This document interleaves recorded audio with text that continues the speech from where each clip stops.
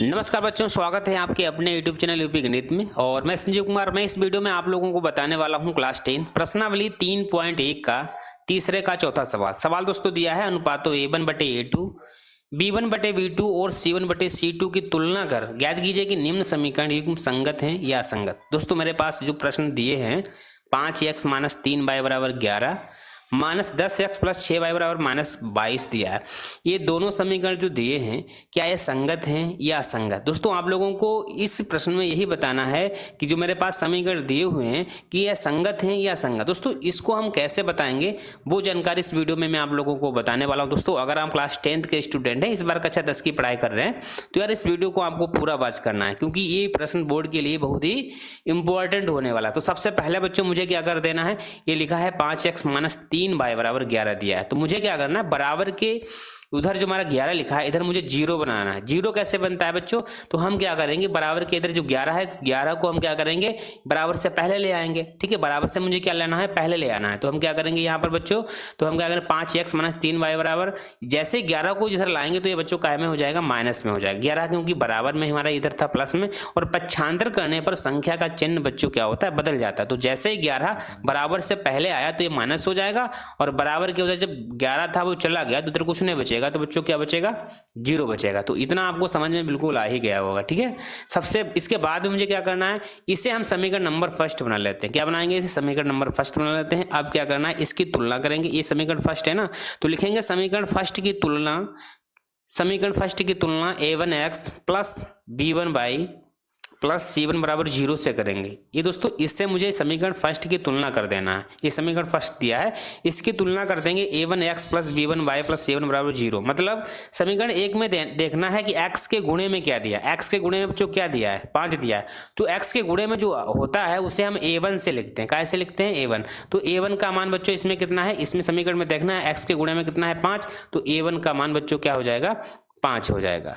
अब बात आती है y के गुणे में देखना है। y के गुणे में B1 होता है, तो समीकरण में मुझे देखना है फर्स्ट में कि y के गुणे में कितना है, -3। तो B1 का मान बच्चों क्या हो जाएगा, -3 आएगा। बच्चों ये तो आपको बिल्कुल समझ में आ ही गया होगा। ठीक है, इसके बाद में हम C1 का भी मान निकाल लेंगे कि हमारा जिसमें x y कुछ नहीं है वो हमारा C1 का समीकरण फर्स्ट में देखेंगे, इसमें जो है ना तो x है ना y है, तो इस C1 का मान -11 मैंने लिख दिया। इसी तरीके से मुझे क्या कर देना, समीकरण फर्स्ट में जो काम किया वही समीकरण हम सेकंड में कर देंगे। हम क्या करेंगे, मैंने आपको बताया बराबर से उधर हमारा जो भी है उसको हम बराबर से पहले ले आएंगे, उधर मुझे 0 बनाना है।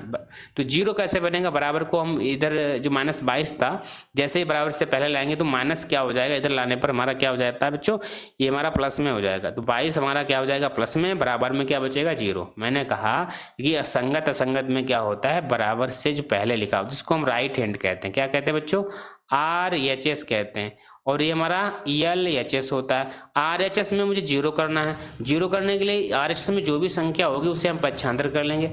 पक्षांतर किया तो माइनस था इधर 22, तो इधर आगे हमारा प्लस में हो जाएगा, बराबर में क्या हो गया, 0 हो गया।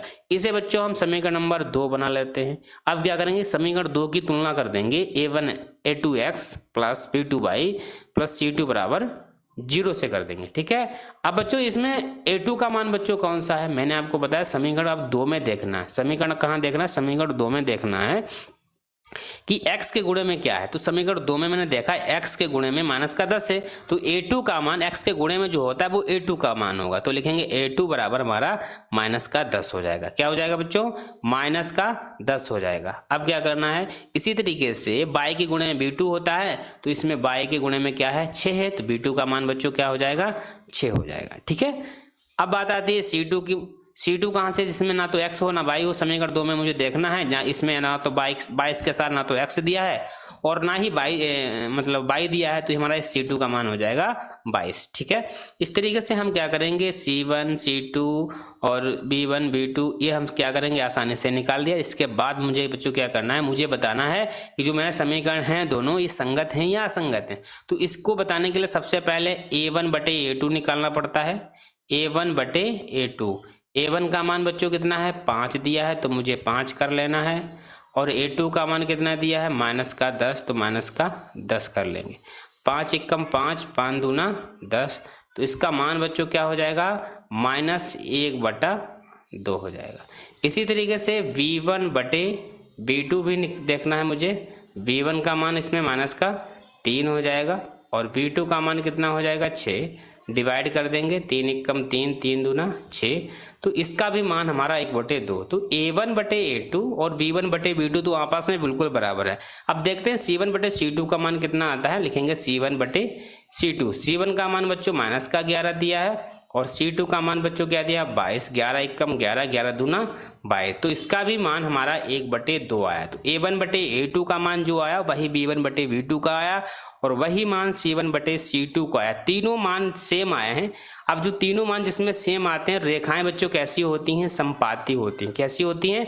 जिसमें A1/A2, B1/B2 और C1/C2 होता है, वो रेखाएं बच्चों होती कैसी हैं, समपाती होती हैं, बराबर होती हैं। अब मुझे क्या करना, लेकिन मुझे बताना है कि रेखा ये समीकरण जो मेरे पास दिया है कि संगत है या असंगत। देखिए जिसमें तीनों बराबर है वो भी हमारा संगत होता है। इसमें तीनों बराबर हैं, तुम लिख देंगे जो मेरे पास जो समीकरण दिए हैं वो बच्चों कैसे होंगे, संगत होंगे। कैसे होंगे, संगत होंगे, संगत समीकरण होंगे। ठीक है, तो इस तरीके से इस प्रश्न को आप आसानी से सॉल्व कर सकते हैं। उम्मीद करता हूँ ये वीडियो आपको पसंद ही आया होगा। अगर वीडियो पसंद आए तो वीडियो को लाइक करना, शेयर करना और दोस्तों अगर आप मेरे चैनल पर नए हैं तो चैनल को सब्सक्राइब जरूर कर देना। ठीक है, धन्यवाद।